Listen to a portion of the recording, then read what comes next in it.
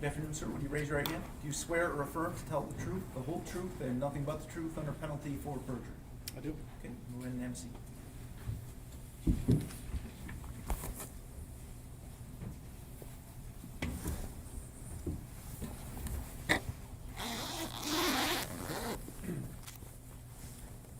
I just ask you to hold on to that just for a second. Yeah. Okay. Just tell us your name Justin Schmidt, and spell it for the record. Justinschmidt. Okay. And Mr. Schmidt, what do you do for a living? I am an educator, and I am also a welding engineer for JCS Welding Services. And you say you're in education. What kind of educational job do you have? I have taught welding and welding-related courses for both secondary and post-secondary institutions since about 2010. Is your education also in welding? It is. My formal education is from Ferris State University in welding engineering technology, and I have graduate courses in career and technical education through Western Michigan University. In what years were those degrees? The welding engineering degree was in 2005, and my studies at Western, I believe, concluded in about 2014. Okay. And had you been welding even before going into it professionally or going for education? Yes. I think I first started welding when I was about 12. Okay. What kind of credentials do you have that relate to welding? I am a certified welding inspector, CWI, carry that credential, a certified welding educator. I'm also a certified welding inspector for Crown Castle, which is for cell towers. Okay. And so you go around inspecting and get paid for it? That's correct. Okay. And then do you actually teach welding also? I do. My 9-to-5 job is in education, both secondary and post-secondary. All right, and let's talk about secondary education. What are you doing in secondary education that relates to welding? I teach the welding technology program at the LISD Tech Center. And approximately how many students do you have? 40. And were some of those students recently in a competition? They were. And how did they do? They did very well. They went to the Skills USA regional competition in Lansing last week, and 6 of the students that we took, 6 out of 15, placed well enough to go on to state competition in April. All right, great. Congratulations. Thank you. What about post-secondary? Post-secondary, I teach for Jackson College. Again, welding and welding-related courses, and have done so since 2012. Okay. And back to that competition that your students were just in, had you been a judge at any point in that competition or one like it? Yes, actually I was a judge for the state finals prior to my students being involved with Skills USA. Okay. And at the secondary level, can you explain the facility that you teach in? It is an educational facility. It has both a classroom for theory portion of class and a large laboratory with various pieces of welding equipment, fabrication equipment, automation equipment, that sort of thing. Okay. So full-time teaching welding, and then part-time you got your own business that you do welding inspections and certifications. Yep, that's correct. Okay. And can you certify others as certified welders? Yes, as a CWI, that gives you the credentialing to be able to do that, qualify the individual for a certified welding process. Okay. You know, I tender Mr. Schmidt as an expert in the inspection, certification, fabrication, and testing of welding, welders and welding. We'll leave that to the discretion of the court. Thank you. All right, I will so certify. Thank you, Your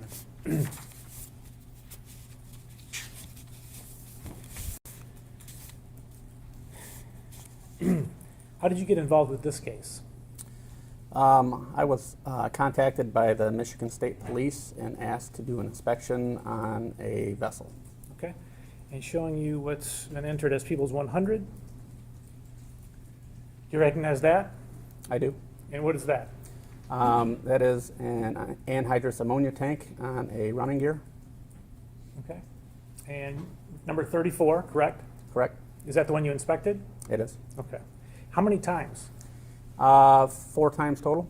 And what did you do each time, just in general speaking? The first time went and looked at basically all of the welding on the tank, and the second time went back and looked at the inside.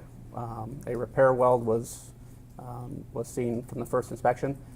Went back the second time and looked at the inside of the tank where the repair weld was. Came back the third time to look at another portion of the tank, and again a fourth time to compare photos with the actual tank. Okay. So you indicated a second ago that there was an obvious repair weld, is that correct? That is correct. Right, and in terms of this photo, do you know where the obvious repair weld was? The repair weld would be in the rear far left side in this photo of the tank. Okay, where I've blown it up? Correct. Okay, and then the very first time you saw the tank, was it in this condition or something else? The very first time I seen it, it was on the running gear like that, but the right-hand side, the domed portion of the tank, the end cap, had been removed. Okay, so this front end? Correct. Okay. How did you determine that the back weld was an obvious repair weld? Based on there's 3 welds on the tank, 3 factory welds. When it's manufactured, 1 in the center and 1 on each end, adhering the domes to the tank. Comparing the weld at the rear of the tank that was still there with the weld in the center of the tank that was a factory weld, along with visibly looking at the repair weld itself, where you could still see remnants of the factory weld underneath it. Okay. Let me show you what's been entered as People's 269. Did you take this photograph? I did. Okay, and why? What is it showing? This photograph shows the approximate width from toe to toe of the factory weld. And which factory weld are you looking at? This is a weld in the center of the tank. Okay. And I don't know, can you, for the jury's benefit, can you read what the width is? 0.811 And that's in what unit? in inches. Okay. Then People's 270. That also says 801. Is that a different place? That is a different spot, correct? Okay. And again, People's 271, 801, different place? Correct. Okay, so did you go, how many readings did you take out of the middle weld, do you think? I would say probably 10 to 12 readings around. Okay, and were they all fairly consistent? They were. All right. Showing you what's 272. Can you read the gauge in this photo? 0.546 inches. Okay, and which weld is that? This is the repair weld. Okay. Do you think that difference in 0.3 of an inch is significant? It is, yes. And how many readings approximately did you take of the repair weld? Again, probably the same 10 to 12. All right, and were they all about a little over half an inch? They varied, I would say within 180 thousandths probably. Okay. Could you tell what process had been used to create the repair weld? I could. How? Based on the weld bead itself of the repair weld, the bead profile, the ripple pattern that was in it, and then the distance in between starts and stops. Okay, and let's start with that last one. What does that tell us, the difference between starts and stops? So the distance between the starts and stops, if it is a greater distance, would limit us to what process could be used. It would have to be a process that continuously fed a wire electrode, a process similar that could be used such as like a stick welding operation or shielded metal arc welding. You're limited on how far you can actually weld because your electrode is only so long before you have to change it and restart again. So is this a difference between welding with a piece of metal that's however long, a foot or whatever it is, versus a continuous spool of wire? That's correct. Okay, and which one is this? This would be the spool of wire. Okay. And do you remember what the longest distance between any of the stops and starts was? The longest I measured in between starts and stops was 16 inches. Okay. And could you go 16 inches with a quote-unquote stick welder? You could not. And do you remember how many starts and stops there were in total around the circumference of that repair weld? I identified 11 starts and stops. Could you tell anything, well, so based on that, again, remind us, what kind of a welder are we talking about? So we're talking about a gas metal arc welding process, also commonly referred to as MIG welding or wire welding. Okay. And could you tell anything about the welding machine itself based on the repair weld that you inspected? Based on the size and the profile of the weld, and then again the distance between starts and stops, we could determine that it was a larger machine, something you would not classify as a hobby machine. Most likely 220 volts and a duty cycle greater of 40%. Showing you People's 293. Are you familiar with that machine? I am. How are you familiar with that? I have spent many hours operating that exact model of machine before. Okay. This isn't yours in particular. No, it's not. Okay. But you've used this many times? That's correct. What is it?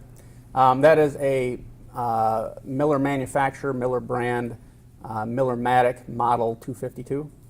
Okay. And do you know, does that meet the specs that you just described in terms of what kind of welder would have made that repair weld? It does. Okay.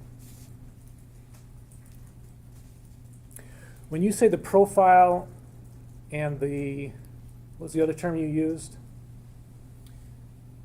Of the weld, I'm sorry, the profile and The profile, the ripple pattern, and then the distance between starts and stops. Okay. I want to make sure I had that right. Could you tell if this weld was done by hand or a machine? I could. How could you tell that? Basically, whenever I examined the weld, it was evident that there was a lot of inconsistencies in the weld itself, both profile-wise, direction, path of travel, a lot of inconsistent parts in the height of the reinforcement. Those inconsistencies would lead to a determination of human error, essentially, and not an automated process. Okay. Showing you People's 273. Does this illustrate some of those things? It does. Can you tell us how? So it's a little hard to see probably as small as this picture is, but there is spatter in this picture, which is a defect that we can see. There is what we would consider concavity in the center of the bead. Let me stop you on spatter. Can you describe from the picture what we should look for when we're looking for spatter? Your spatter is going to be the small, they look like kind of like BBs on the outside of the weld. Okay, is that spatter right there? Correct. Okay, and then there's some more down here, Correct. down here farther. Is all that spatter? Correct. Okay, all right, thank you. All right, what was the second thing? The other thing is concavity within the bead. We can see that it is a concave shape in spots and not concave in other spots, which would lead us to believe that the travel speed varied a little bit as it went across. Okay. Also, the general width of the bead being narrower in spots and wider in spots is also indicative of that. Okay. A little bit further down in the same photo, Oops. yeah, About- you can see where we had a large variation in the path of travel for the speed.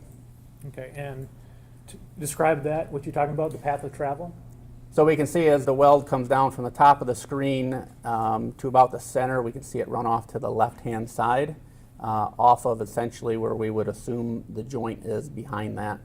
And then pick back up underneath after a start and stop, and then resume moving forward further down. Okay, so are you indicating that the path of travel comes down like this and then goes off to the left? That's correct. Okay. Whereas the bead continues on straight down here. Correct. Okay.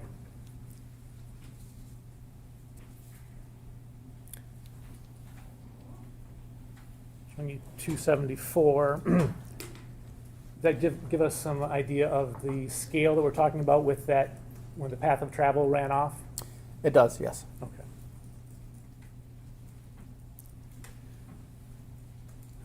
Does 275 tell us anything else about the weld?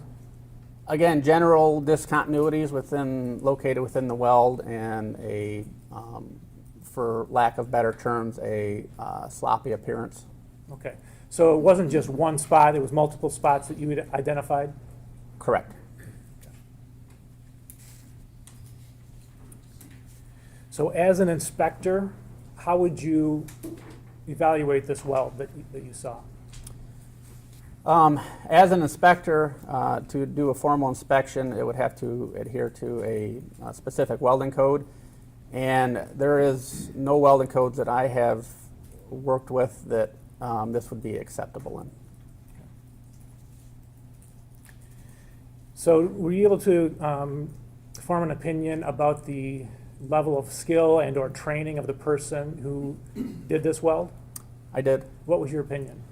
My opinion was that it was somebody who had prior welding experience, so they were somewhat familiar with the process, but did not identify as having maybe formal weld training at the time that this was produced. Are you able to tell the difference between somebody who is not highly skilled and someone who is in a rush? That's a pretty broad question. To answer that, if you were in a rush and you had a high level of training, or we'll say a medium to high level of training, that rush job would definitely impact your final product. Okay. What if you had a medium amount of training? What would a rush do at that point? That would definitely affect it even more so. Okay. It would be worse? Correct. Okay.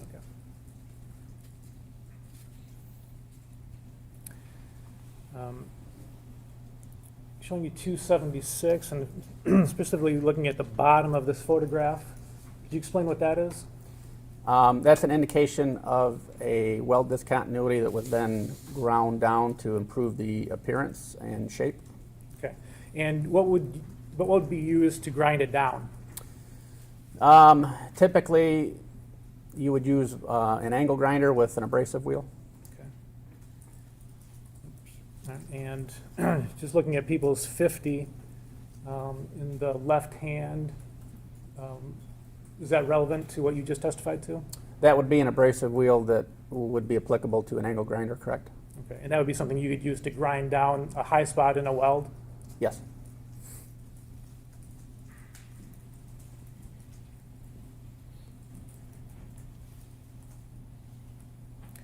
Could you tell the path of travel in terms of which way the weld was formed from top to bottom or around the tank or how? Yes, I could. And what was your finding on that? That it was done in the vertical down position. Okay, and so with starting from the top to the bottom, and then top to bottom on the other side? Correct. Okay, and what did you see that told you that? There was a couple different things that I noticed to make that determination. One was the amount of buildup on the horizontal portion or the top of the weld before it transitioned to vertical, where it then became less buildup and slightly concave. Okay, so I'm showing you 277. Is that in this picture? It is. Okay, where? And it's kind of hard to see from from this picture, but at the top, there is much more weld reinforcement at the top of the weld, Okay. where gravity is not having as much of an effect on the weld. It's actually putting it right where you're trying to make the weld. And then as we get further down and we transition into the vertical portion of the weld, we can see that it gets more concave as gravity essentially works against us and tries to pull the weld down. We can also see a distinct ripple pattern in that transition that indicates also a vertical down weld. Okay, so we're looking at these arrows, for lack of a better term, Correct. ripples you called them? Yes. And how does that tell us anything? So on a vertical down weld, you have to move faster than you do, say, in a vertical up position because of gravity. Your molten weld pool, if you don't move fast enough, can outrun where your welding arc is at. And as gravity tries to pull your weld down, you have to use the arc force, essentially the force coming out of the electric arc, to push the weld back up against gravity where you want it. And that's what creates this arrow shape, or what we call a ripple, pointing in the upward direction. Could this tank have been welded from the bottom up? Meaning, is it? No, I mean, like, if you were to do this yourself, is it physically possible to start at the bottom and go up, or do you have to start at the top and go down?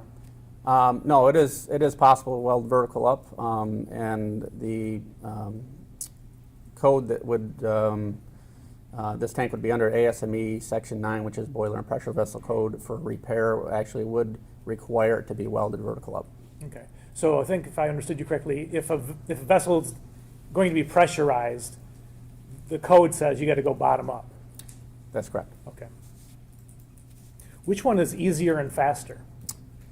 Vertical down welding essentially is easier because while gravity can hinder what the bead looks like, it is easier to put in where you're not trying to stack. It doesn't take as much technique to perform the vertical down weld as it does, say, a vertical up. And a vertical down weld is much faster than a vertical up. Okay. And again, this is vertical down. Correct. Showing you People's 288. Why did you take this picture? This picture denotes the difference in height or profile from the end of the cylinder portion of the tank to where the cap or the dome portion was attached. Okay. And zooming in on that. Are you saying one portion of this is higher than the other? Correct. And which portion is higher? The dome portion or the cap portion is higher than the cylinder portion of the tank. Do you know why that happened or how? When these tanks are manufactured, they're manufactured with a submerged arc welding process, and it puts a lot of heat into the part as it's producing it. There's a lot of expansion and contraction forces, and likely that dome portion had a lot of those stresses in there, and of course whenever it's welded, there's clamps involved as well to hold it in place. That freezes those forces, and then whenever it was cut or removed, essentially that domed portion kind of sprung outward. Okay. So, looking at 287, what vantage point are we at here? This is at the repair weld at the very bottom of the tank, so this is where both sides would have came together at the end of the weld.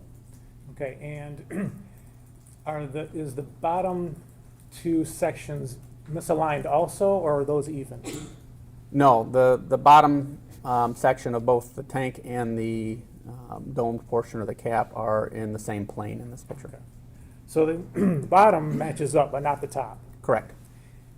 Do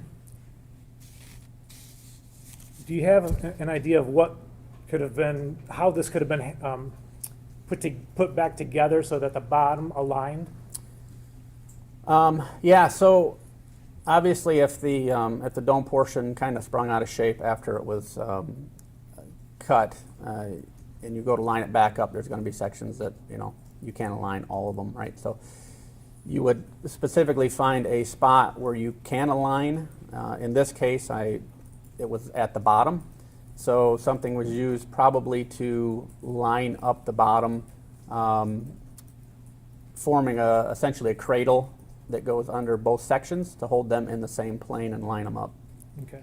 Showing you People's 84, and specifically that piece of equipment. Do you know what that is? The pallet jack? Correct. Yep. What does that do?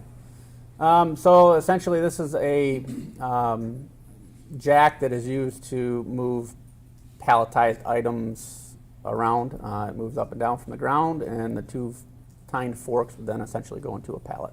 Okay. Would that be something that could have been used to keep the bottom edges aligned?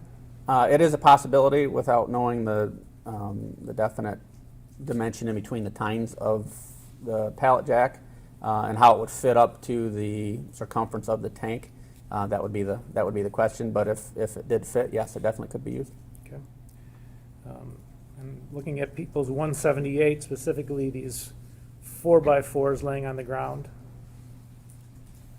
could that have been something that would be used to align the bottom? Objection is to speculation. So the last one, he said, well, it's a possibility, but I don't know. I think that we're just gonna go through a number of items on the farm with Mr. Schmidt saying, I don't know.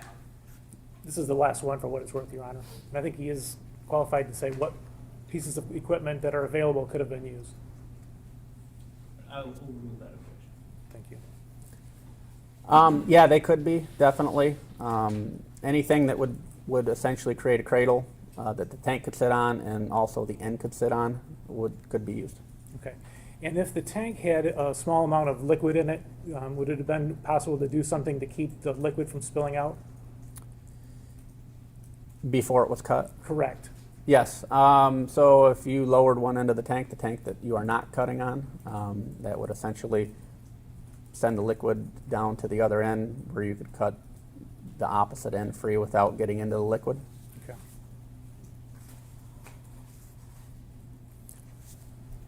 Would that have made it significantly harder to cut the end off or reattach it?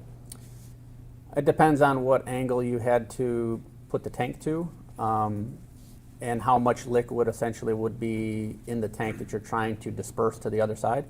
It's a long tank, so if it didn't have a significant amount of liquid in it, more than a few inches, it wouldn't have to drop much on the other end to have everything run to the other side.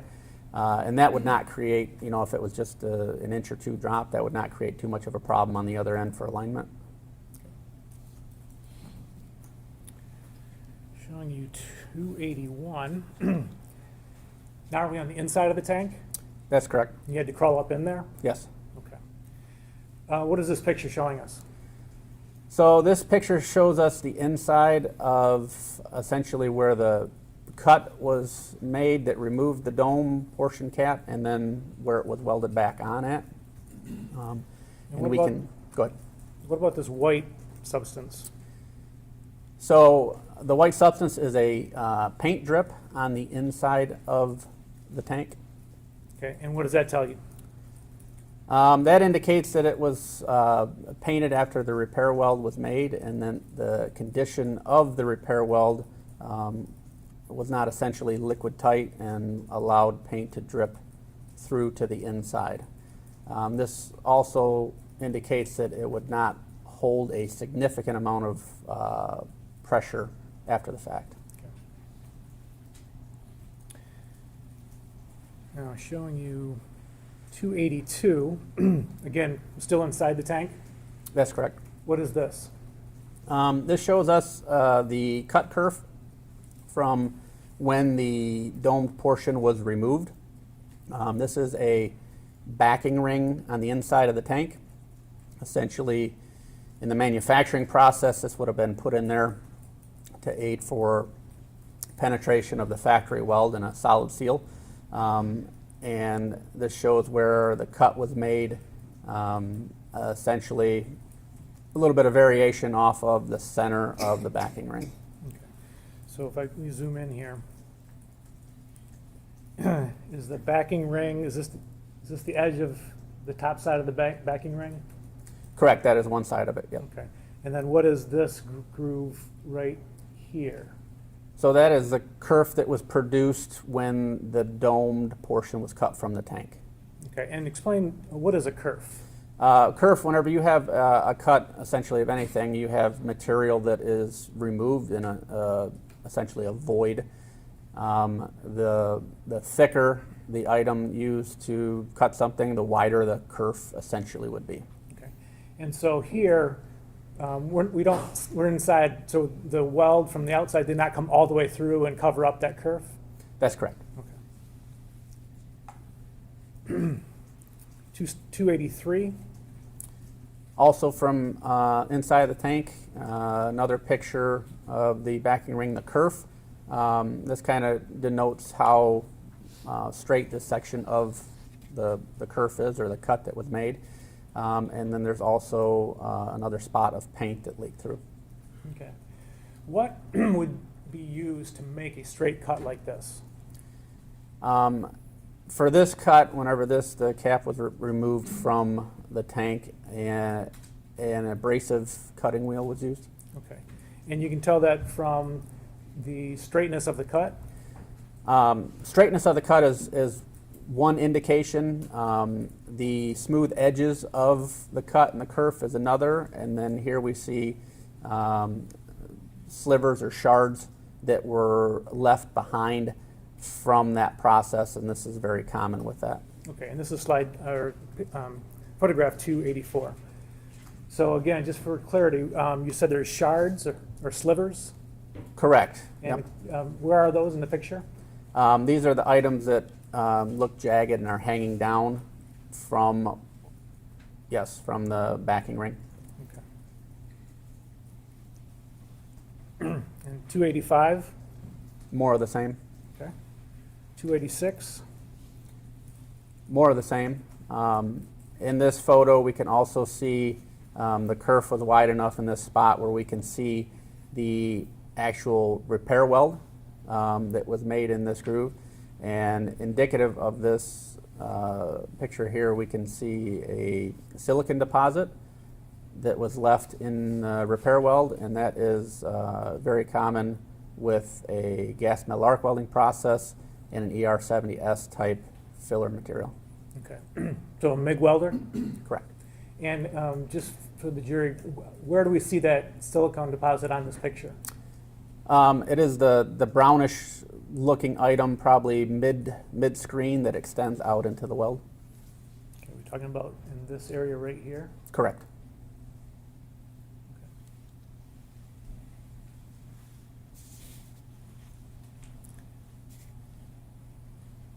Now,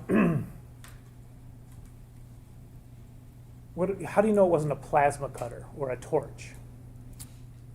That originally cut the dome off. Correct. Based on the kerf itself, a plasma cutter or like an oxyacetylene torch or an oxypropane torch would have produced a much more ragged, jagged type cut, especially done by a human with human error. A machined process, obviously machined plasma torch or machined oxy-fuel torch could have produced a much smoother cut. But this has no indication of that. There's also no heat indications on the inside that would lead us to believe that a flame was used. Is a plasma cutter or a torch faster or slower if you're in a hurry than a abrasive cutoff wheel? So the cutting itself, both plasma and oxy-fuel cutting would be faster than an abrasive wheel, but given and it would depend on obviously the skill of the operator with that plasma torch or with that oxy-fuel torch. But being the fact there would be general inconsistencies in the kerf, it might make it more difficult to mate the surfaces back up. Okay. So if you know you got to put it back together, you might save some time up front. Objection leading. If you got to, sorry, I'll rephrase. If you've got to put it back together, which one would you choose? The abrasive wheel would give you the best surface to put it back together. Okay. And looking at People's 38, can you identify those items? That is looks like a corded angle grinder, and in the left hand, and in the right hand, that is either cutting or grinding discs. Okay. And would this be considered an abrasive cutoff wheel and tool? Yes, correct. And that could have made that cut? Yes.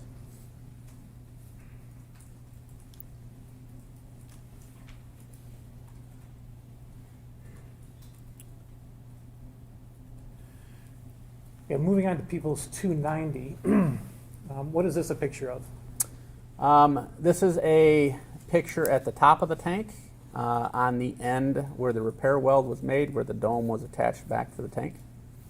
All right, and again, where is that in the picture? The repair weld itself is essentially center screen, and it runs from left to right across the tank. Okay, and then what about that dot up at the top? So there is another weld spot where something was attached to this dome portion of the tank. Okay. And do you have an opinion about how that would have gotten there? Yes, I do. And what is that? That whenever this dome portion was removed, it would have to be supported in some way so it did not fall. It's obviously not a square item. It's going to be somewhat awkward.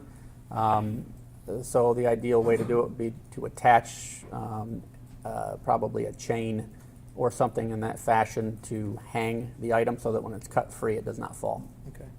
I'm showing you 291, which is what? That is a close-up of that spot. And can you explain, can you tell from that where the item that would have been welded to it was actually welded to it? So from this picture, we can see that there's essentially a hollow spot. For lack of better terms, it almost looks like a donut. The item would have been welded into the center of that. That's where the physical item would have been. And then around the outside portion that we see, that would be the weld that is remaining. This is, of course, after it has been ground down. Okay. So referring to this portion in the middle, That's correct. okay, and tell that kind of U-shaped or horseshoe-shaped, what is that portion right there? Yep, that inside there, what is where the weld is not, essentially would be the tank. Okay, and so are you saying this is where something would have been attached to it? Correct. Okay. And what would have been used to attach to the tank?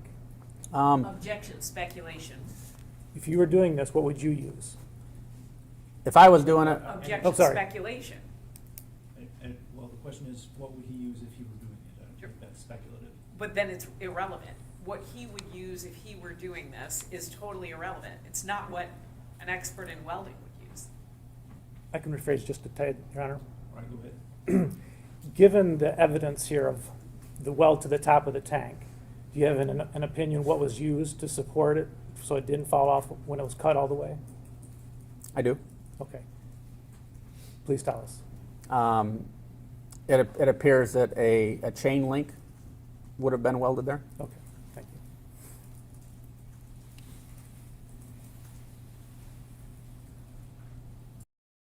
Showing you 53 and zooming in. Would those type of chain be consistent with what you saw?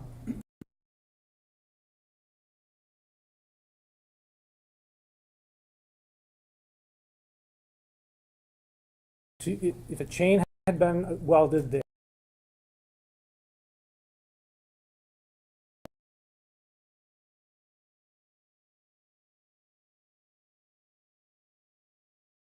To attach it to overhead, and probably a hook to put onto the end of the chain. okay. Showing you people in 57. You see the forklift or fork truck in there? Yes. Would that be something that would be helpful? Again, speculation. He's saying it could have been used. I don't think it's speculation. He's not saying that this is something that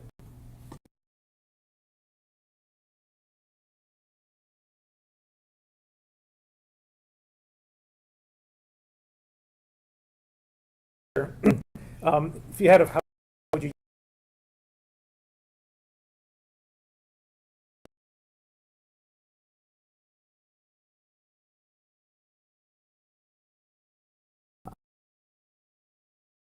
the domed portion of the tank and then suspend it from one of the tines of the fork truck, wrapping it around and hooking it back to itself.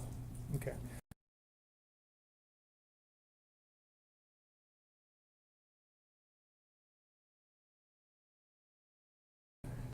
From what you just said, how this is being done here?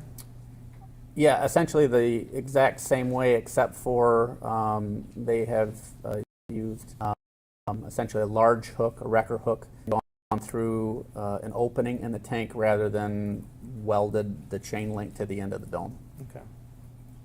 Okay. In this picture, they've got the fork truck on the side. Do you have an opinion whether it had to be on the side, one side or the other, or in the front? It could have been on either side or the front. I think the front would make it more advantageous for alignment whenever you put it back on. Okay, how is that? Basically, if you were in front of the tank, once you finished your cutting and essentially it hung there, you could just back the fork truck up directly, straight up, and then whenever you're ready to realign it, you could just drive it right back to the tank. Okay. Just to direct your attention to the cut here, and I know that, well, first of all, let me look at the full picture. Can you tell from this picture what was used to cut the end of the tank off here? I can. How? Based on a couple things. One, there is a red and green oxy-fuel hose laying in the background that runs up over top of the undercarriage of the tank that would be used for an oxy-fuel torch. And then the burn marks essentially made from the cut caused by the flame of the oxy-fuel torch. Okay. And is this typical when you use the torch in terms of the pattern of the cut? It depends on how skilled the individual is who's utilizing the torch and how much experience they have in doing a cylindrical item. Cylindrical items are quite a bit different than what we say flat items are. So if they were highly skilled, it could be straighter. If they were less skilled, it could be even more crooked.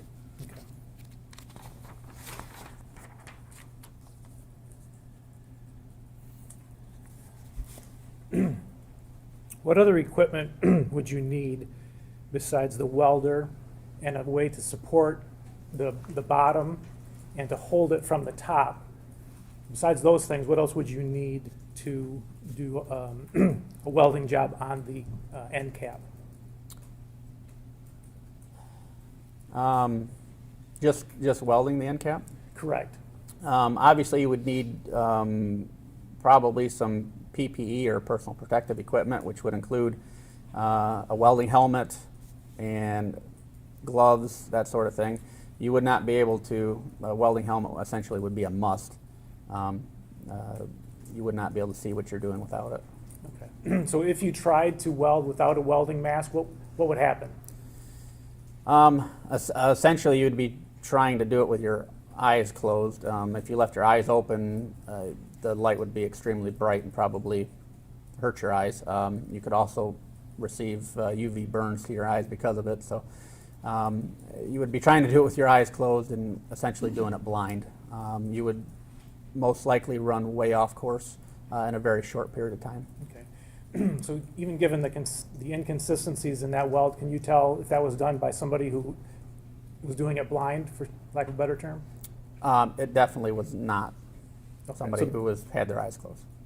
All right. So that person had a welding mask then? Correct. Okay. What else besides a welding mask would you use? Gloves to protect your hands. Yeah, as long as you had the welder and the equipment to put it back together, to align it, and then the PPE, you would be able to make that weld. Okay. Would you use anything on your arms? Potentially, that would fall under the PPE as well. Covering your arms. I mean, if this was done inside we'll say a welding facility, whoever would be doing it would be wearing a welding jacket or welding sleeves that would cover the arms, probably a welding cap to cover their head, a welding mask, and then probably heavy-duty welding gloves. If you did this without something on your arms, what would you expect to see? If your skin was exposed to it? Correct. You could expect to see essentially some burn marks. Depends on if you had sparks landing directly on your arm, but you would also see evidence of ultraviolet light burns, essentially. So potentially, depending on how long it was, the duration was, the UV light that's produced in the welding arc is extremely intense, and it can burn uncovered skin relatively quickly. Okay. Showing you people's 74. Do you have an opinion on this? That is very indicative of what a burn from UV light produced by the welding arc would look like, especially if one was wearing a glove on the hand. Thank you.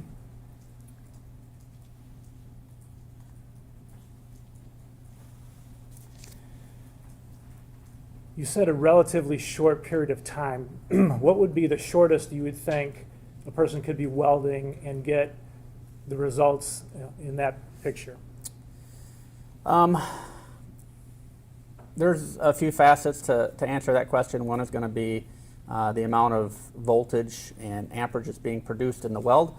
Machines are variable, so the thicker material that you're welding, or the higher the output you set the machine up for, the more UV light is going to be produced while you're welding. The more UV light that is produced is going to have a greater effect faster on the skin. Based on, would you like me to base it on essentially the weld size? Yes. Okay, so based on the repair weld size that we've seen, knowing that it was a higher amperage welding machine, I would say you could do that in a half hour or so. It also depends on the individual's how often they've been exposed to something like that. I guess a good example would be same thing from like a sunburn. If you go outside early on in the year and you have a very hot sunny day and you're out there for a half an hour, you might burn rather quickly, whereas maybe towards the end of the summer, same conditions, and you're used to being out in the sun, it would not burn as quickly. Okay. You noticed that the paint was, excuse me, the tank in tank 34 was painted white. Does that have any bearing on how quickly you could get the UV burn? It would, because of the paint was gloss. So a gloss paint, essentially anything gloss reflects more, and UV light is no different than any other light, just like visible light that we see that gives things colors. It can be reflected off of shiny surfaces, and that would essentially intensify the UV light on the opposite side of the reflection. Okay. All right, now I'll turn to how fast could somebody weld? Can you give us a figure in like inches per minute or something like that? So to produce, in reference to the repair weld, to produce a weld of that size, anywhere from 6 to 10 inches per minute. Okay. Did you measure the circumference of the tank? I did. What was it? 128 inches. Okay, so all the way around, 128 inches. Correct. And so is there any other factor in determining how quickly somebody could weld that back together other than the speed that they can weld? There's a couple. Okay, what are they? One would be starts and stops as you reposition yourself. Even because of the size of the circumference at 128 inches, it's relatively large diameter.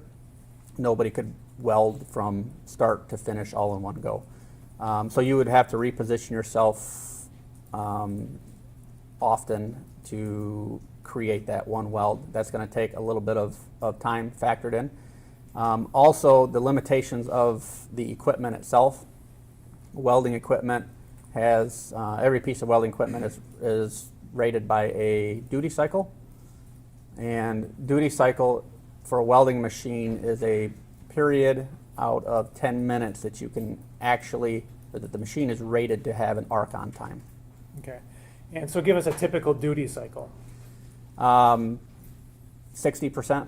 Okay, and so if a welder has a 60% duty cycle, out of every 10 minutes, how many minutes can it spend welding? It can weld for 6 minutes out of 10. Okay. All right, and showing you people's 295. Is that the same type of machine that you identified earlier? It is. Okay. And I don't want to zoom in here, but can you tell what the duty cycle of this machine is? It says 60%. And the amperage for this machine? 200 amps.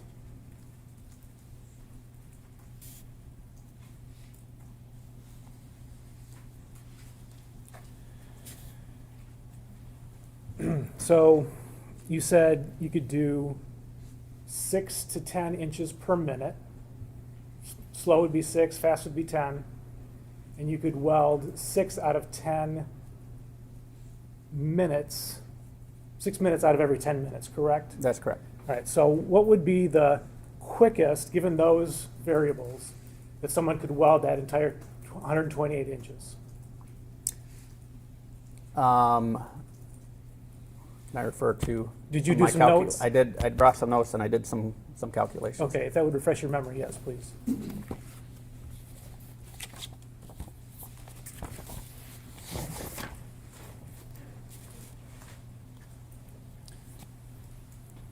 Okay, so at 10 inches per minute, the quickest you could weld that 128 inches with a 60% duty cycle would essentially be 21.3 minutes of arc on time. Okay, so that's with the pauses, because you could only weld 6 out of 10 minutes, still 21 minutes you could do it? Yes, that doesn't take into consideration necessarily starts and stops, depending on how much time is spent in between. That is strictly with duty cycle, and then your starts and stops could count for some of that duty cycle loss as well. Okay, and if you were on the slower side, the 6 inches per minute side, what would be the time for that person? On the 6 inches per minute, 35.5 minutes of arc on time. And the same caveat, plus starts and stops? Yeah, so plus starts and stops, and I same thing goes for that. And we had 11 starts and stops that I had identified in the tank, and that can vary from a few seconds. If it is just a position or a reposition, obviously that would be a relatively short period of time. And to calculate what it would take for actual weld time, we would just add additional time beyond the 60% duty cycle for that. So with, you got 11 starts and stops. We don't know how long exactly it took the welder in this instance to reposition themselves, correct? Correct. But taking that out of the equation, you could do it in as little as 21 minutes, correct? Correct. Okay. And the slower welder, 35 minutes. Correct. Do you have an idea of how long it would have taken to cut the end off with the abrasive wheel? I do. And how do you know that? So I did some experiments with the same type of equipment to gather inches per minute on a relatively same thickness of material to come up with basically a formula to calculate exactly how long it would take to cut 128 inches of the same thickness of material with the same type of equipment, abrasive wheel. Okay, and what did you come up with? 2.5 inches per minute.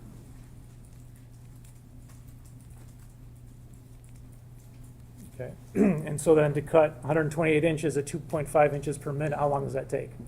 That's approximately 50 minutes. 5-0? 5-0.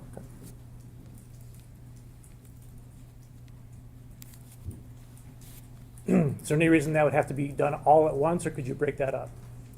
No, you could break it up, and not knowing what the restraints are, but given if it was being done, it probably would be. It would be broke up because you would not start from. Objection, speculation. I think he's the expert and he's in the position to indicate. Let's just state that objection.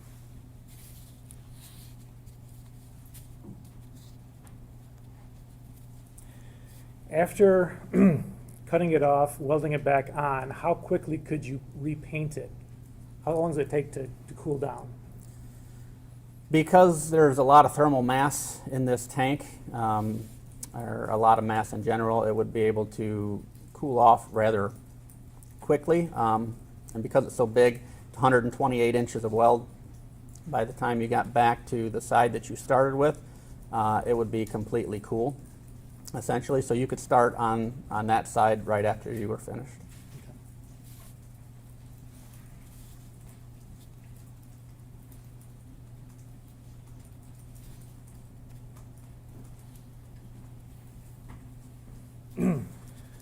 Other than the approximately 50 minutes to do the complete cut and between 21 minutes and 35 minutes to weld it back on, is there any significant amount of time that we haven't accounted for in the process of cutting it off, welding it back on, grinding the spots down, etc.?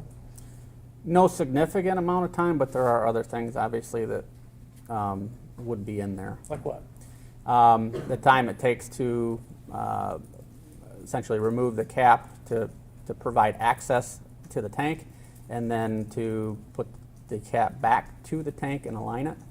Let's separate there. So you're talking about if a forklift had been used, you've already described just backing up and then going forward. Correct. How much time would you expect that to take? It would not take much. To remove the cap is simply backing up on the fork truck, relatively under 30 seconds to back that up, and then to reposition it forward, depending on how much skill the operator had that was operating the fork truck. It could be the same, especially if there was guides at the bottom to help cradle the bottom of the dome to the tank. Okay. All right. What other factors do we have? As far as welding it back together, Well, you indicated that there were some high spots that had been ground down.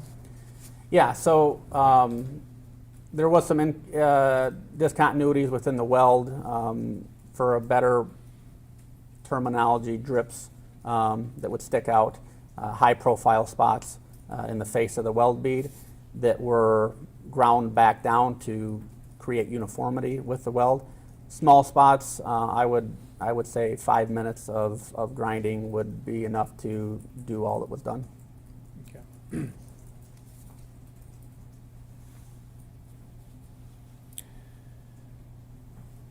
All right, so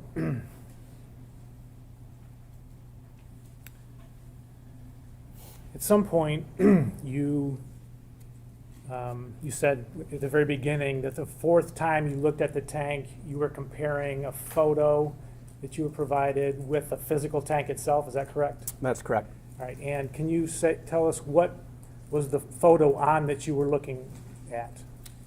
It was a body cam photo of a tank sitting on the ground. Okay. All right, this is People's 79. Do you recognize that? I do. Okay. Now, when you had initially met with the Michigan State Police, did they show you a photo? Not initially, but when I came back in for a follow-up interview, I was shown a photo. Okay. And did you match, or did you attempt to match that photo to the tank at that time? I did. Okay. Did you actually go up to the tank itself and look? No. Okay, why not? It was in the prosecutor's office, so we did not have physical access to the tank at that time. Okay. But later on, you did? We did, yes. Okay. And so you took this photo and you compared it to the physical tank? Correct. And what did you find? That it did match up rather well. There are several. Objection to the use of the term match. I think that goes far afield of his abilities. I also think it's improper if he wants to talk about similarities or dissimilarities, consistent inconsistencies.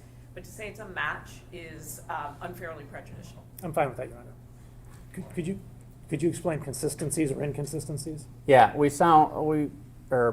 I viewed spots within the repair weld on the tank that was consistent with spots in the photograph. Okay, and are you able to identify any of those with this? Yes, and I can use zoom in a little bit Sure. further. So a couple of the items that was identified was the two anomalies about, we'll say, 10 to 12 inches up from the bottom of the tank along the seam of the repair weld. Okay, are we talking about this area in here? Correct. Okay.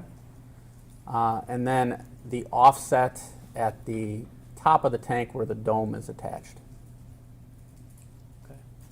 And when you were physically present with the tank, what did you see? I saw consistencies that were with this photo.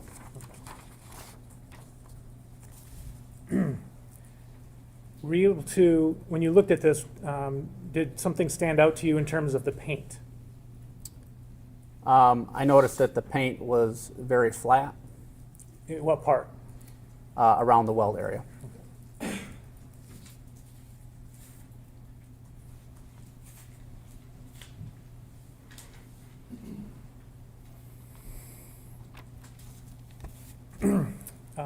Could this be done by one person, or would it take more than one person to do this job, cutting the tank end off and welding it back together? Objection, speculation. If you know.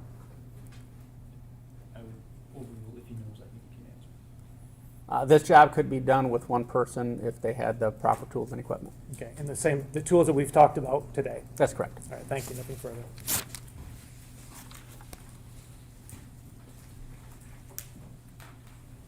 Ms. Shardy, do you want to take a recess before you begin, or it's about 3 o'clock, so we're kind of in that neighborhood? That might be a good idea, because I think this is a natural breaking point, and I believe this is the last witness for the day. Okay, why don't we do that? We'll take a 5 to 10 minute recess. You can step in.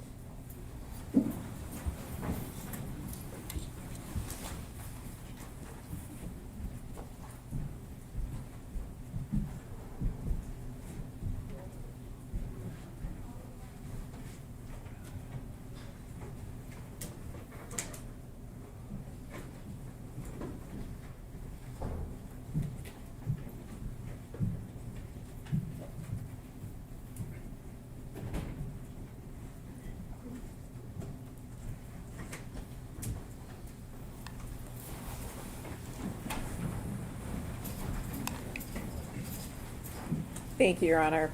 Mr. Schmidt, my name is Mary Chartier. I represent Mr. Warner, and I have some questions for you this afternoon.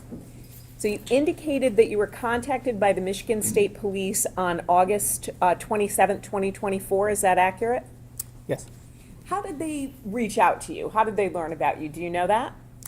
I do not know directly how they did, but they reached out to me by phone. Do you know who made contact by phone? Detective Brewer. Did you ever ask, how did you learn about me? I believe I might have. I don't recall for sure though. Did you know anyone involved with the case?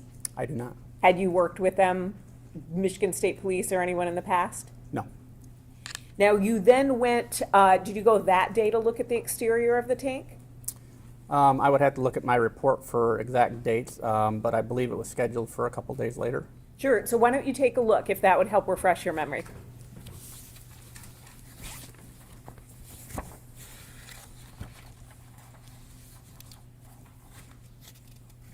I believe it's on the second page. The inspection was scheduled for the 29th of August. So the 29th of August, so you went to take a look at it. How much time did you spend with the tank? I would have to say probably an hour and a half-ish. And that's when you took the measurements that we saw? Correct. And you took photographs? Correct. And you inspected everything that you wanted to inspect that day as it relates to the exterior? Yes, ma'am. Now, what was the tank made of? As far as Sure, so is it plastic, steel? it's steel composed of. And what, steel you said mostly? Composed of. Oh, steel composed of. And then at that point in time, and even up until today, what was your experience cutting open and welding a steel tank like that? I have had experience cutting, specifically cutting anhydrous tanks open before. It's not uncommon for them to be used, as odd as it sounds, as fire rings when they're decommissioned. So what's a fire ring? Now I'm intrigued by that. So, given that the large diameter of the tank itself, 41 inches in this case, slivers of the tank are often cut and used as a ring to build a campfire in. Oh, so people put a campfire in the middle of the metal? Yep, And so you do that? You help cut the tank so they can do that? I have done that before. Yes, How many times? about 3. And when you cut the tank open, did it have any liquid in it? No, ma'am. And what did you use to cut the tanks open? I used oxyacetylene torch. A what torch? Oxyacetylene torch. Okay, so you didn't use, you called it an abrasive wheel or a grinder, you didn't use that? I did not. Have you ever used that to cut open a steel tank? Not an anhydrous tank, but yes, a steel tank I have. And let's say the tank that we saw, tank 34, let's say you were going to cut that with the grinder. Should I call it a grinder or an abrasive wheel, or what would you prefer? Either is fine. Okay, well, we'll call it a grinder. How many wheels would it take? So the grinder has a wheel on it, correct? That's correct. How many wheels would it take to cut that? It depends on the diameter, or excuse me, on the thickness of the wheel. The thinner the wheel, the faster it would use up. Also, the diameter of the wheel. You can get wheels in various diameters, same thing. The greater the diameter, the longer it would last. So can you give us an estimate? It might take 4 to 8, or can you tell us? I would say, given that circumference, probably 6 to 8 wheels. 6 to 8 wheels. And then how loud would it be? It sounds like you've done this before, although you haven't used a grinder. But with a grinder, how loud would that be? It would be loud. You have the noise from the grinder itself, and then obviously you have a hollow tank that would echo the sounds. So when you say loud, people have said I have a loud voice, right? So is it loud like that, or is it, wow, loud, people like my neighbor would hear? It would be above 85 decibels, which is at the point that they recommend hearing protection. Okay, so above 85 decibels. Correct. And so you've cut open those tanks before to help make the fire rings. What about welding them shut? Have you ever welded a tank like that shut before? I have not. Did you do any sort of experiment in this case? So when you were hired, did you say, I wonder how long it would take, or anything like that? So whenever I started calculating what it would take to actually time for the weld to be produced.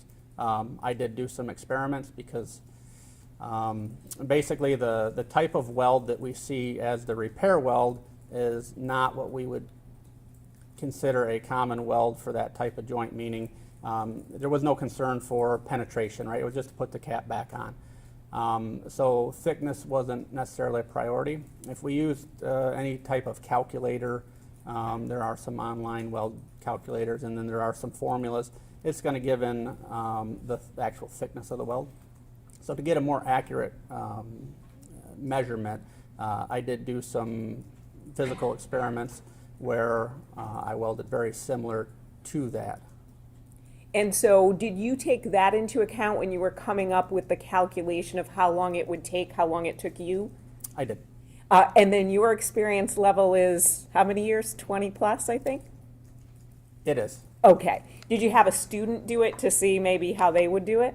No, I had no students involved.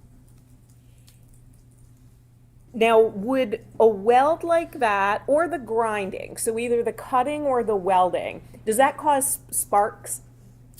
It does. What does? The cutting or the welding? Both. Both. Okay, and do the sparks fly places, so, or do they just go right to the floor? So, or are they all over? For the grinder, it depends on if there is a guard on the grinder. The guard will direct the sparks in a general way.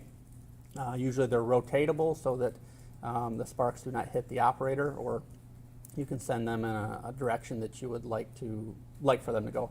For the welding, they're going to propagate out from the center of the weld and go all directions.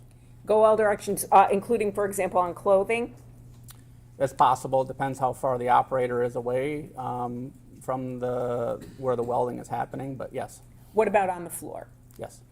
Does it cause anything? So, for example, if they got on my clothes, might they burn them, the sparks? It's possible. What about on the floor? Depends on the floor surface. You know, so if it's like a painted floor surface, you could see remnants of that. If it's concrete, you probably wouldn't notice anything. You would have essentially, it would look like dust essentially, but the sparks are actually molten metal that is molten in the air, which is why they look orange, and then whenever they cool, they just look like dust. Do they look like a color? So, for instance, does it look like black soot or gray dust, or what does it look Yeah, like? usually darker in color. Darker color. Now, you went on, you said August 29th, 2024. Oh, do you know how heavy that tank is? I do not know exactly how heavy the tank is. And you don't know how heavy the piece was that was cut off, correct? I do not know exactly, no. Did I already ask you, do you know how thick the steel was? You did not, but I do. I took measurements of that. Terrific. Would you tell us? The measurement I took was 0.223 inches. 0.223. So 0.223 inches. Correct. Now, you said you had experience cutting open an anhydrous ammonia tank. Did you take any precaution? Well, let me ask you this. When you were cutting it for the fire, was there any chemicals or anything in the tank, or had it been cleaned out? No, it had been decommissioned for quite some time. If you were cutting into an anhydrous ammonia tank, would you take any precautions? If it had anhydrous in it, I guess it would depend on what my knowledge of the tank was, how long since it had been used, how full it was, how much anhydrous was in it, that sort of thing. What precautions would you take? Well, obviously, if it was full, I probably wouldn't do it. I don't think anyone would. But suppose it had some anhydrous in it. I would first probably vent the tank to make sure that there is no buildup of fumes inside. Possibly, depending on how quickly it needed to be done, but to be safe, I would probably purge the tank. That could be done with air or inert gas or even water. I'm going to stop you right there. You said vent the tank. How would you do that? Providing a hole, so in the case of an anhydrous tank, I would probably take the valves out and provide an airway. And does that go out into the air? So you want to like dissipate that, what's inside?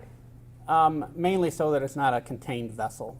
So So it's not a contained vessel, so it's not, for example, like in a garage or something like that? You would No, want so to do that- it outside? Meaning that it's not contained, meaning it's not pressurized. Not pressurized? Correct. How long would it take to vent it? Relatively quickly. What's relatively quickly? If there was pressure inside, it would leak out immediately. If you were trying to vent odor or something like that, it would take quite a while longer. I don't know that you'd ever get the smell completely out of it. So when people say things like quite a while longer, I always like to try to get some idea because it means something different to everybody. So what does that mean to you? A long time, and being the fact that I don't have exact experience in venting a tank to where it does not have any odor anymore, I couldn't give you an exact time. So when you say a long time, are you talking like days, weeks, months? I can say that the tank in this case, even after it was open, still had an ammonia odor in it whenever I entered it.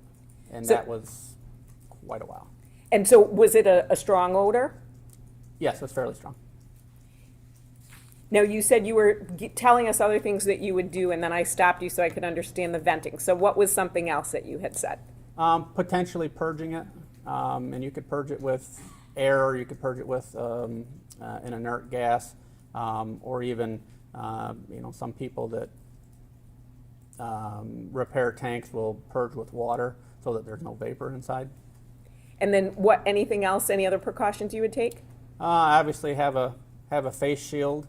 As a precaution, I would make sure I have my PPE on, probably to make sure that there is a fire extinguisher nearby, especially if I was doing it by myself in case something did catch fire. Why did you say fire extinguisher? What would be the concern about something catching fire? Well, you're creating sparks, right? Whether you're cutting or welding, those sparks can land in certain things, and if you're unknowing, it could essentially set something on fire, and you would want to put that out. Would you have a concern about the chemical itself with the sparks? I don't know for sure whether anhydrous ammonia is flammable. I do not believe it is, but I do not know that for sure, so I can't say. Anything else that you would do?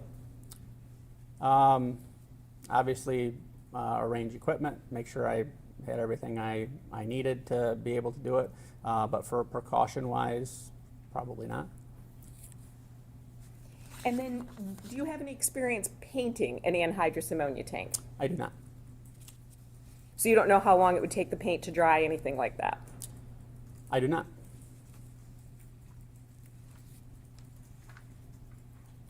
Now, we talked about the August 29th, 2024 look that you did of the tank.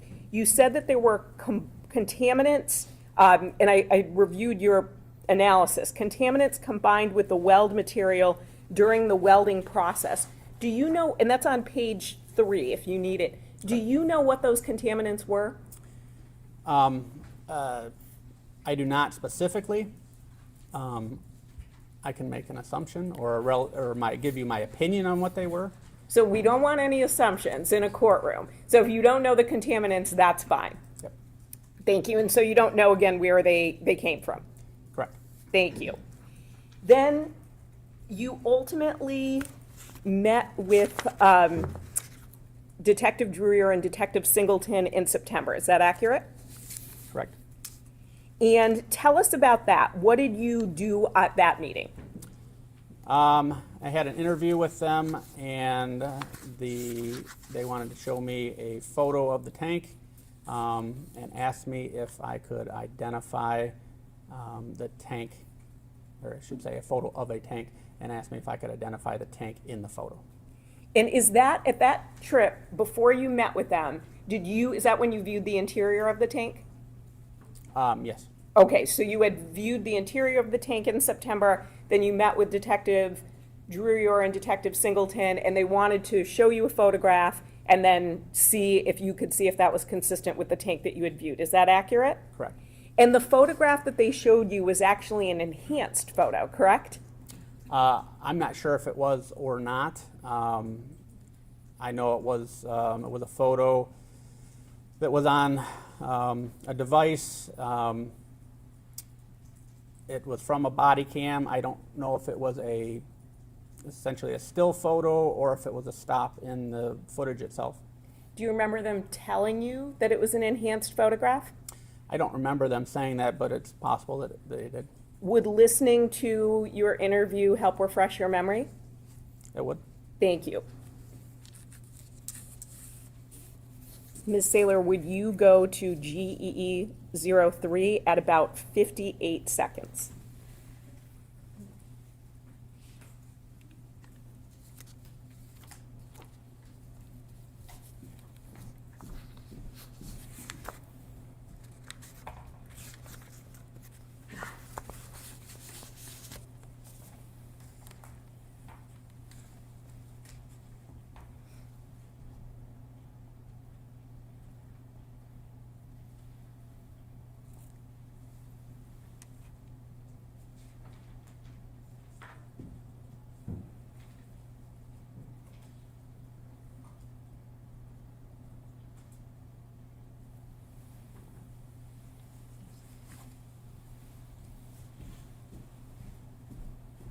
Did that help refresh your memory? It did.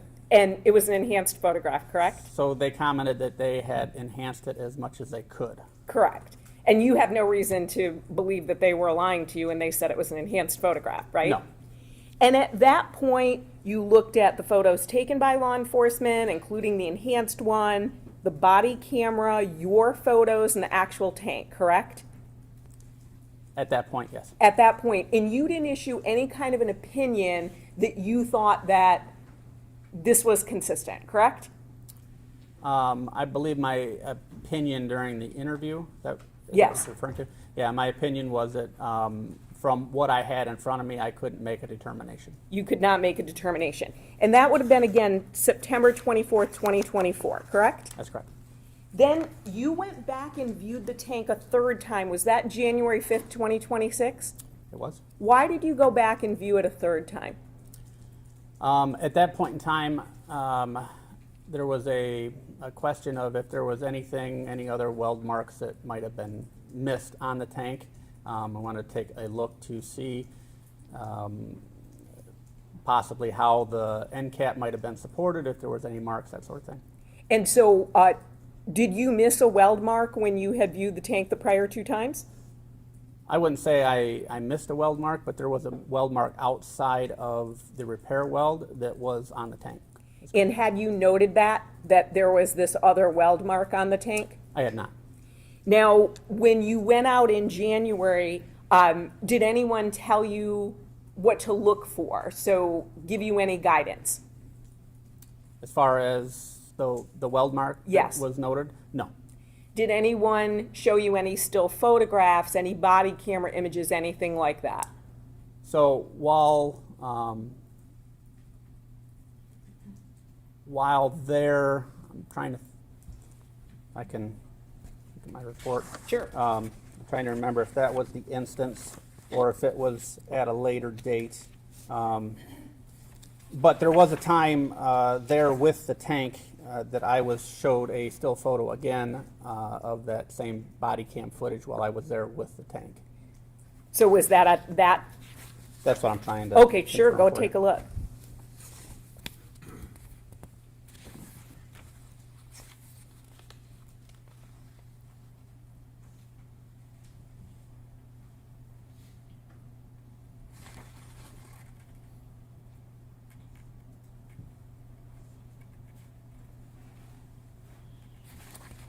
That was not at that time. Okay, when was that time? That would have been the, I believe the fourth time that I went out to look at the tank. Was that in February? I believe it was. February of this year? Correct. February 2026? Yes. I'm going to get to that in a minute. Before we get to that final view of the tank, and that was the final view of the tank for you, Yes. you had talked about the welding machine that was in a photograph, the Miller. Yes. Do you know how many of those machines are sold? I do not know exactly how many of those machines are sold. Was that a surprise to you to see a welding machine like that, something you'd never seen of before? No. So fairly common welding machine? Yes.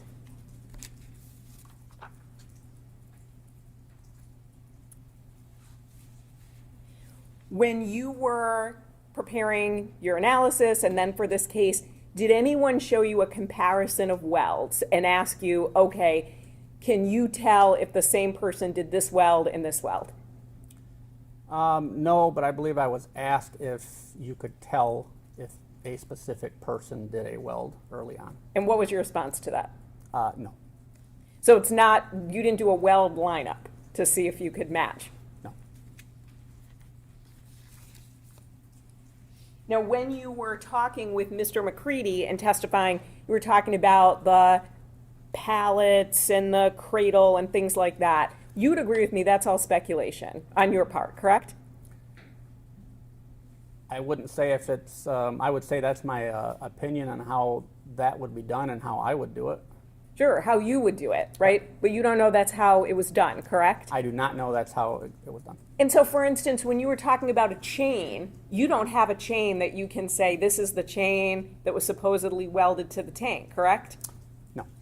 And you don't have a forklift or a pallet where you're like, okay, that was used as the cradle, right? No.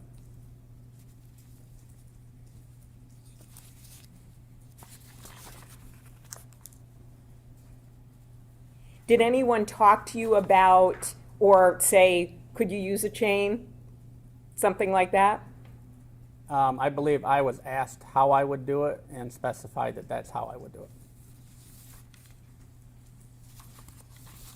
Now, getting to the September, or excuse me, the February meeting, so you had viewed the tank in August of 2024.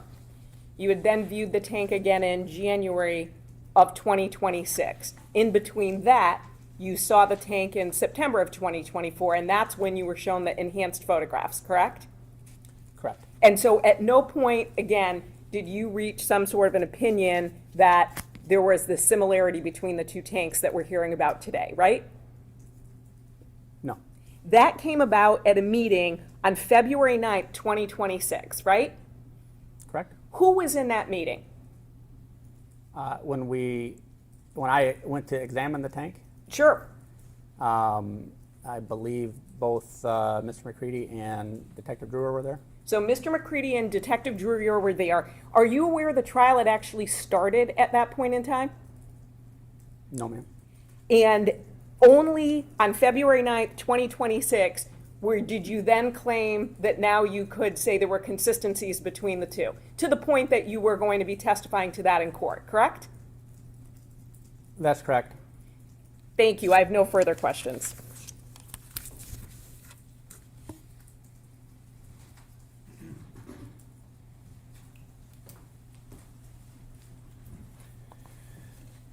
So you were asked a series of questions about precautions that you would take if you were going to cut open an anhydrous tank. I think you may have had, I don't know, 3, 4, 5, or 6. My question is, could a person do that, cut open the anhydrous tank without taking those precautions? Yes. Okay. Could a person have cut open this particular anhydrous tank without using an abrasive wheel? Yes. Okay. What about the shards and all that? I mean, I'm not saying in general, I'm saying this particular tank. Yeah, no, there's no doubt on how this particular tank was, the dome was removed off of the tank. Okay. It was with an abrasive wheel. But we don't know whether the person used precautions when it came to the anhydrous that may or may not have been in there. No. Okay, but they could have done it without any precautions whatsoever in that regard. Objection, asked and answered and speculation. I do agree that it's been asked and answered. Thank you, yes, I agree too. Last thing is, I may have misheard, but I think Ms. Chartier asked you something about being hired. Have you been hired in this case at all? No, I have not. Have you received any money at all? No. Okay, and you've spent how many hours, do you think, doing evaluations and writing your reports? Probably upwards of 30. Thank you.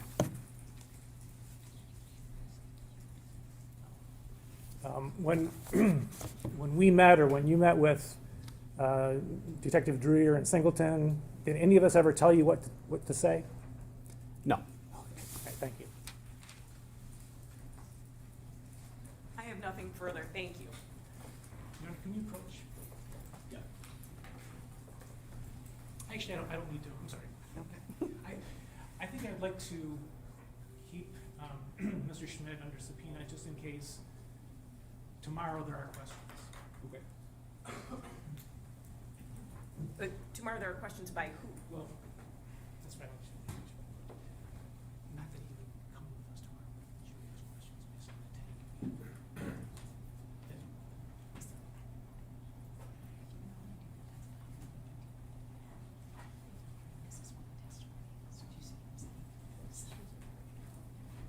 Okay, yeah, I think we're gonna reserve the recall at this point. Okay. So, Mr. Schmidt, you are still under your subpoena, which means you're still subject to the sequestration order. So, please be mindful of that and continue to make yourself available for testimony if that's necessary. Okay, so for now, you are free.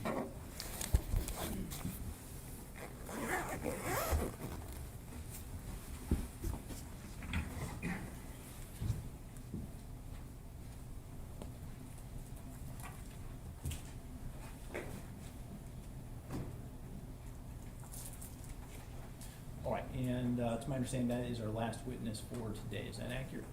That's correct, Your Honor. Okay. All right, ladies and gentlemen, I'm going to be releasing you shortly. Tomorrow will be a little bit different than normal. We are going to be doing a view of some premises and some other things. It's also a Wednesday, so I have my Wednesday morning docket that will go until 10:30, so we'll try to get started at 10:30, but we won't be doing anything in the courtroom.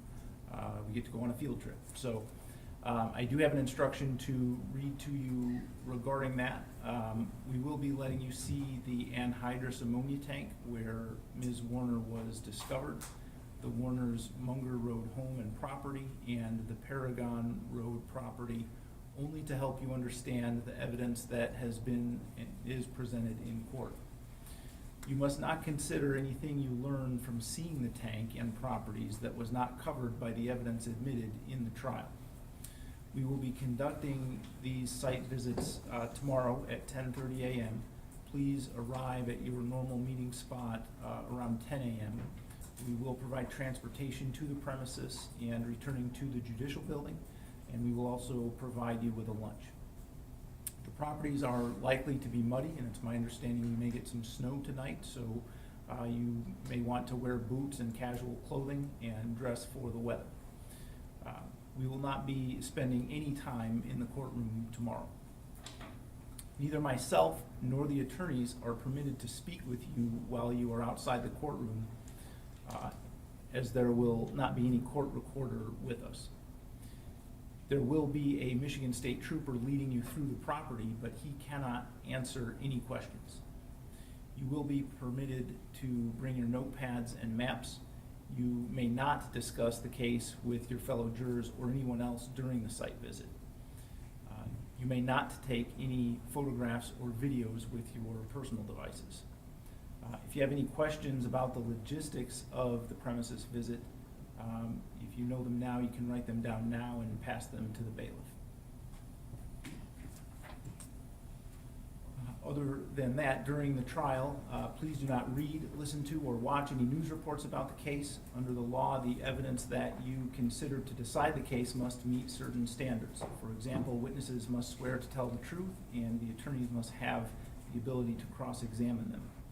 Because news reports do not have to meet these standards, they could give you incorrect or misleading information that could unfairly favor one side. So, to be fair to both parties, both sides, you must follow this instruction. Okay, we will see you tomorrow morning.